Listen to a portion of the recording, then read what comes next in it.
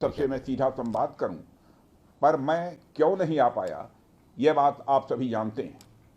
अभी जिस परिस्थिति से हम गुजर रहे हैं उसे देखते हुए मेरा दिल्ली में रहना यह अति आवश्यक था। इसलिए मैं वीडियो कॉन्फ्रेंसिंग के माध्यम से आप सभी से जुड़ रहा हूं। मैं भले ही आपके बीच नहीं आया, लेकिन अपने उत्साह के माध्यम से आप मुझ तक जरूर पहुंच गए हैं। यह अपने आप में एक संदेश है कि चाहे हम किसी भी परिस्थिति में रहें, यह देश चलता रहेगा और हमारा काम नहीं रुकेगा। किसी भी स्थिति में हमारा संवाद नहीं टूटेगा। साथियों, आज का दिन हमारे शहर लखनऊ और हमारे राज्य उत्तर प्रदेश और हमारे पूरे देश के लिए एक ऐतिहासिक दिन है। आज का दिन मैं समझता हूं उस शक्ति की आराधना का दिन है जो हमारी सेनाओं को संबल प्रदान करती है, जो हमारी सेनाओं में निहित होकर दुश्मन पर कहर बरसाती है। आज का दिन मेरे लिए व्यक्तिगत रूप से बहुत ही महत्वपूर्ण है, क्योंकि मैंने अपने शहर लखनऊ के लिए एक सपना देखा था कि मेरा शहर भारत के डिफेंस सेक्टर को मजबूत करने में एक बड़ा योगदान दे। वह चौधरी, आप बता रही थी कि इससे अपनी ताकत कितनी मजबूत होगी। एक टेस्टिंग फैसिलिटी यहां पर डेवलप की जा रही है लखनऊ में, और उसके साथ साथ राजनाथ सिंह भी वहां पर बता रहे हैं कि हमारी मारक क्षमता अचूक इससे और बनती जाएगी। 250 से 400 किलोमीटर तक दूरी तक ब्रह्मोस मार कर सकता है। Definitely. अगर आप इसके बारे में पढ़ेंगे तो ये एक सरफेस टू सरफेस मिसाइल है जो ब्रह्मोस मिसाइल है। और उसकी बस मैं यही कहना चाहती हूँ इस चीज में कि this is the vision which India has right now. जो दूरदृष्टता हमारी है कि we are preparing for future, क्योंकि कभी भी ऐसी आपदा सिचुएशन में कुछ ऐसी राष्ट्र पर आती है तो हम जिसे बोलते हैं लेसन्स लर्न्ड आफ्टर वॉर। किसी भी चैलेंजेस में आप कोई ना कोई लेसन होता है फौज के लिए, और फौज उन लेसन्स को लर्न करती है और उसके लिए काम करती है, राइट।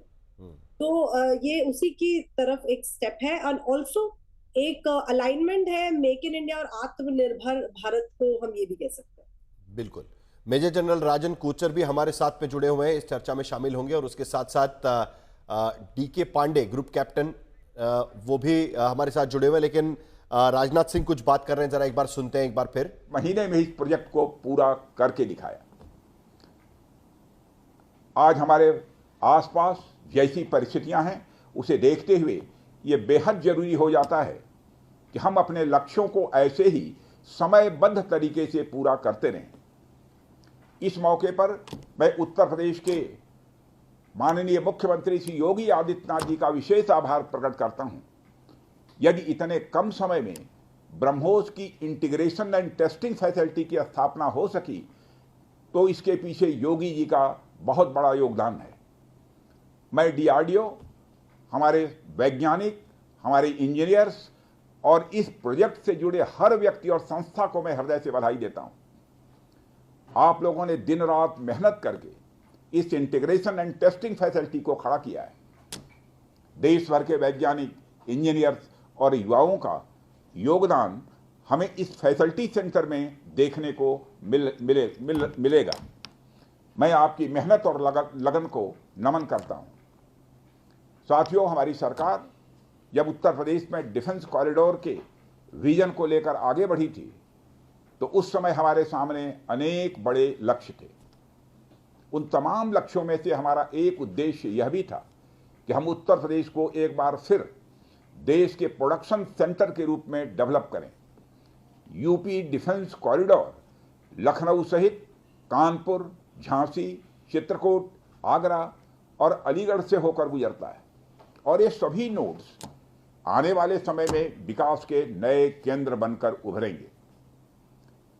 साथियों, एक उदाहरण मैं आपके सामने रखूं तो आप में से बहुत लोगों को पता होगा कि एक समय कानपुर और आसपास का क्षेत्र प्रोडक्ट्स की मैन्युफैक्चरिंग के लिए जाना जाता था। आर्थिक रूप से यह क्षेत्र बहुत ही समृद्ध था। इसे मैनचेस्टर ऑफ द ईस्ट कहा जाता था। लेकिन आज़ादी के बाद अनेक कारणों से आर्थिक प्रगति की राह में यह क्षेत्र पिछड़ता गया और कहीं पीछे छूट गया।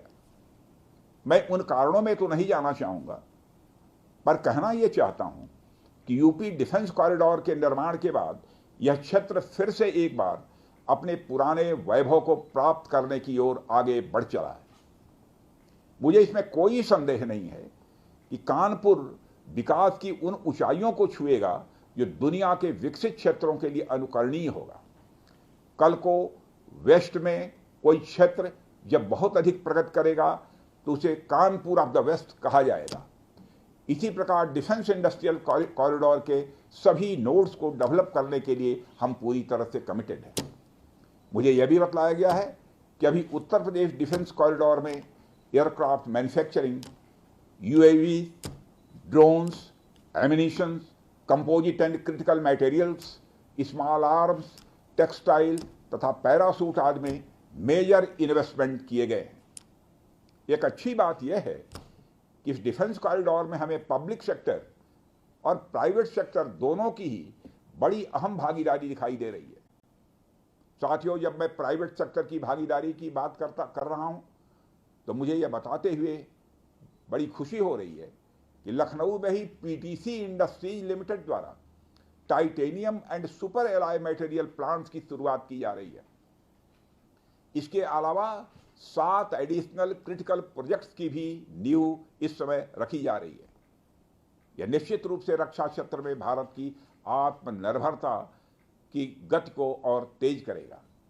मैं इसके लिए श्री सचिन अग्रवाल को भी बधाई देना चाहता हूं। हमारा सपना है कि उत्तर प्रदेश दुनिया के टॉप डिफेंस प्रोडक्शन और एक्सपोर्ट डेस्टिनेशन के रूप में जाना जाए। आज जो ब्रह्मोस फैसिलिटी शुरू हो रही है, मैं समझता हूं वह यूपी डिफेंस कॉरिडोर का यह गौरव होगा। यह सिर्फ उत्तर प्रदेश का ही नहीं बल्कि देश का सबसे बड़ा BrahMos integration and testing facility centre है। यह रक्षा क्षेत्र में भारत की आत्मनिर्भरता के प्रयास को भी मजबूती प्रदान करेगा। साथियों, जहां तक ब्रह्मोस का प्रश्न है तो आप सभी यह जानते हैं कि ब्रह्मोस दुनिया के सबसे तेज सुपरसोनिक क्रूज मिसाइल्स में से एक है। ब्रह्मोस सिर्फ एक हथियार नहीं है बल्कि यह अपने आप में एक मैसेज है। मैसेज हमारी आर्म्ड फोर्सेस के स्ट्रेंथ का है। मैसेज दुश्मन के प्रति हमारी डेटरेंस का है, प्रतिरोधक क्षमता का है। मैसेज हमारी बॉर्डर्स की सेफ गार्डिंग के हमारी प्रतिबद्धता का है। साथियों, पोखरण परमाणु परीक्षण में महत्वपूर्ण योगदान देने वाले मिसाइल मैन और हमारे पूर्व राष्ट्रपति डॉक्टर एपीजे अब्दुल कलाम ने यह कहा भी था कि unless India stands up to the world, no one will respect us in this world. Fear has no place, only strength respects strength. अर्थात दुनिया कमजोरों का नहीं बल्कि शक्तिशाली का सम्मान करती है। उनका विजन था कि हमें अपनी ताकत को और मजबूत करना होगा। जब तक कोई देश ताकतवर नहीं होगा, दुनिया उसका सम्मान नहीं करेगी। आज भारत दुनिया के सबसे शक्तिशाली राष्ट्रों में से एक है। हम लगातार अपनी ताकत और बढ़ा रहे हैं और मैं समझता हूं कि आज जो फैसिलिटी सेंटर शुरू हो रहा है यह भारत की शक्ति को और मजबूत करने में सहायक होगी। साथियों, यह केवल एक फैक्ट्री का उद्घाटन भर नहीं है बल्कि मैं समझता हूं कि यह रक्षा क्षेत्र में भारत की आत्मनिर्भरता की दिशा में एक बहुत बड़ा कदम है। उत्तर प्रदेश डिफेंस इंडस्ट्रियल कॉरिडोर बनने के पश्चात उत्तर प्रदेश के इंडस्ट्रियल डेवलपमेंट का एक नए सिरे से श्री गणेश हो चुका है।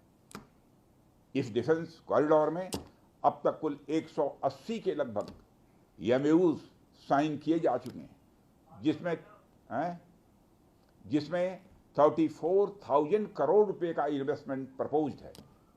आपको यह जानकर खुशी होगी कि अभी तक इस कॉरिडोर में 4,000 करोड़ रुपए का इन्वेस्टमेंट किया भी जा चुका है।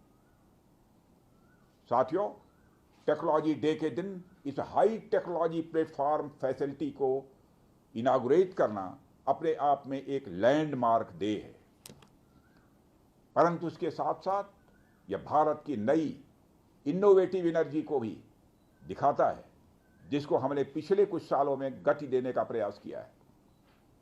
हम सब जानते हैं कि इस समय टेक्नोलॉजी के क्षेत्र में, खासकर critical high and frontier technology के क्षेत्र में बड़ी तेजी से बदलाव आ रहा है। चाहे सिविल सेक्टर हो या डिफेंस सेक्टर, आज रोज नई नई टेक्नोलॉजी सभी प्रकार के प्रोडक्ट्स या सर्विसेज में क्रांतिकारी परिवर्तन ला रही हैं। हमारे जीवन का कोई भी ऐसा कार्य क्षेत्र नहीं है जहां टेक्नोलॉजी हमें डिसरप्टिव तरीके से प्रभावित न कर रही हो। दुनिया के हर क्षेत्र में इस टेक्नोलॉजी क्रांति ने एक ऐसी उथल पुथल मचा रखी है जहां पुराने सारे अब तक के स्थापित जो नोशंस हैं, धारणाएं हैं, वह तेजी से बदल रही हैं और ऐसे नए परिवर्तनों का आगाज हो रहा है जिसके बारे में पहले हम सोच भी नहीं सकते थे। ऐसे में नेशनल टेक्नोलॉजी डे एक खास महत्व रखता है और इस खास दिन पर डिफेंस के क्षेत्र में एक हाई टेक्नोलॉजी फैसिलिटी को उद्घाटन करना मेरे, आपके और हम सब के लिए एक गौरव का विषय है। साथियों, ब्रह्मोस भारत और रूस के हाईएस्ट डिफेंस टेक्नोलॉजी का एक संगम है।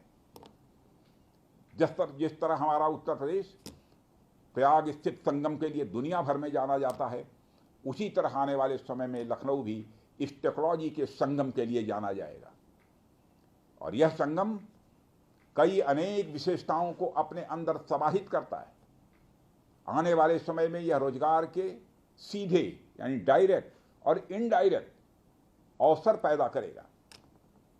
मुझे यह भी विश्वास है कि आने वाले समय में यह क्षेत्र एक ग्रोथ पोल के रूप में उभर कर सामने आएगा। साथियों, ब्रह्मोस जैसे कॉम्प्लेक्स सिस्टम की एक खास विशेषता होती है और यह सिस्टम अनेक प्रकार के सब सिस्टम, कंपोनेंट्स और पार्ट्स से बने होते हैं जिन्हें किसी भी एक जगह पर निर्मित करना संभव नहीं होता। यह सभी अलग अलग पार्ट्स इतने विशेष होते हैं, स्पेशलाइज्ड होते हैं, इनमें से हर एक को बनाने के लिए हाईली स्किल्ड मैन पावर और हाई टेक्नोलॉजी वाले हथियार, औजार, टूल्स की आवश्यकता होती है। आपको मैं यह बताना चाहूंगा कि हमारी डिफेंस इंडस्ट्री के अंदर देश भर में चाहे वह डीपीएसयू हो या प्राइवेट सेक्टर की इंडस्ट्रियल यूनिट्स हो या जहां भी स्थापित होती हैं, वहां अपने साथ साथ एमएसएमई यानी छोटी औद्योगिक इकाइयों का एक एंसिलरी इंडस्ट्रियल बेस भी निर्मित करती हैं और इन एंसिलरी इंडस्ट्रियल बेस से पूरे इलाके का एक सामाजिक आर्थिक विकास होता है। मेरा मानना है कि यह फैसिलिटी सेंटर भी वही भूमिका निभाएगा। और साथियों, जैसा कि आप सब जानते हैं, चाहे भारत सरकार हो या राज्य सरकार, हमारी नीति एकदम साफ है। Make in India, make forward. हमारे लिए रक्षा क्षेत्र में आत्मनिर्भरता का अर्थ बहुत व्यापक है। हम इस विचार के साथ आगे बढ़ रहे हैं कि हमें खुद के लिए तो आर्म्स एंड इक्विपमेंट बनाना ही है, साथ ही साथ में पूरी दुनिया को एक्सपोर्ट भी करना है।